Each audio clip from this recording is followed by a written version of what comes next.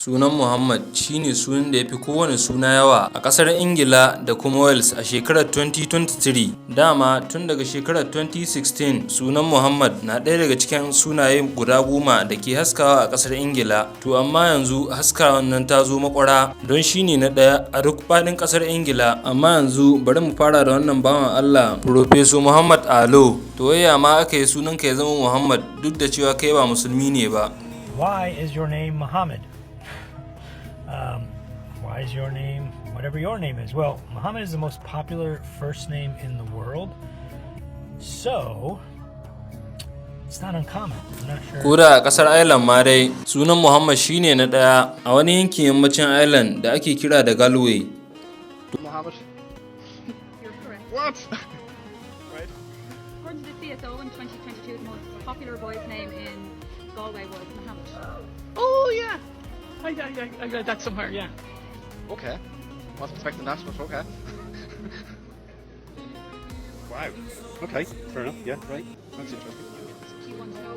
Yeah. To kuma yanzu ba a iya kasar Ingila ba, babu irin wannan suna a duk faɗin duniya. Names are in, and Muhammad once again ranked as the most popular name in the world.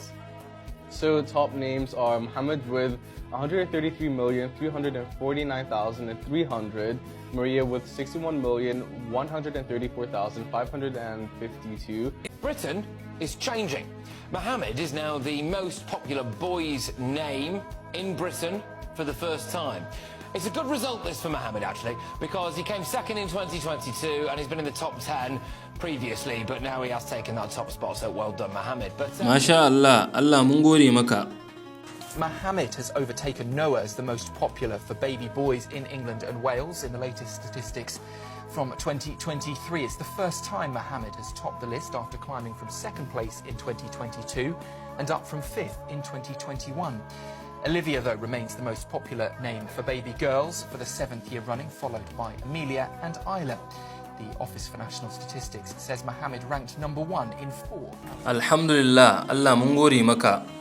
رسول الله محمد حبيب الله محمد نبي الله محمد خير خلق الله محمد خير خلق الله محمد رسول الله محمد حبيب الله محمد To masha Allah, ina mutumi na Abdullahi Jasin. Yanzu ga muna yadda ake faɗin sunan Muhammad a kowane ƙasa a faɗin duniya. How different people pronounce the name Muhammad. You got black people. What's up, Muhammad? Hey, Muhammad, it's been a long time, Muhammad. UK folks, you lot know where Muhammad is, yeah? I don't know where he is, yeah? Muhammad. This is like, Assalamu alaikum, brother Muhammad. What up, brother Muhammad? They're Australians. Moe? No way, is that you? Moe? Oh my God, Moe! Iraqis, Muhammad. Lebanese, Ya Muhammad. Syrians, Muhammad. Masris, Ya Momo? Inta فين يا حمادة? To Turkish folks, Salamun alaikum, Mehmet. Yemenis, ويا محمد بن أحمد الثاني والثالث يا حمدان. To Japanese folks, Muhammad. To Russians, where is Muhammad? Country folks, well gosh darn it, Mohammed. I'm gonna call you Mohammadi. Can I call you Mo? Muhammads that live in America. To yanzu kuma bari mu ga yadda ƙasashe daban-daban ke rubutu sunan Muhammad. Muna farin ciki da ɗaukakar wannan suna naka Rasulullahi sallallahu alaihi wasallam.